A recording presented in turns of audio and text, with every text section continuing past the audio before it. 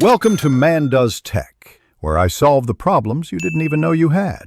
You start by confirming essentials: an updated Google Wallet app, NFC on, and a secure lock screen, PIN, pattern, or biometrics.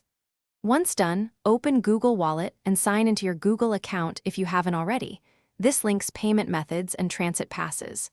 Make sure any Samsung account prompts are handled, because lock screen payment toggles can be gated by device policies. Now tap Settings within Wallet to begin enabling lock screen access. This is where permissions and default tap to pay settings live. Next, you go deeper. In Google Wallet, choose Settings, then tap to pay or lock screen payments. If Samsung prompts, set Wallet as the default payment app. This ensures taps use Wallet instead of Samsung Pay. Grant the app permission to show on the lock screen and require secure unlock for payments. This prevents accidental charges. Once you allow those permissions, test by locking the phone and waking it. Don't unlock. Then double-tap the side key or follow your model's shortcut to summon Wallet. Finally, complete setup by testing a small contactless payment. Wake the phone and use the lock screen shortcut to present your card.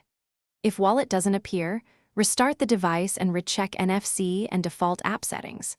Make sure no other payment app is set as default.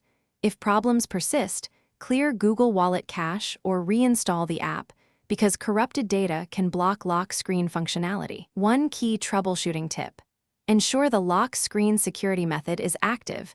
Payments are blocked when no secure unlock is required. Thanks for watching. If you found this helpful, don't forget to like and subscribe.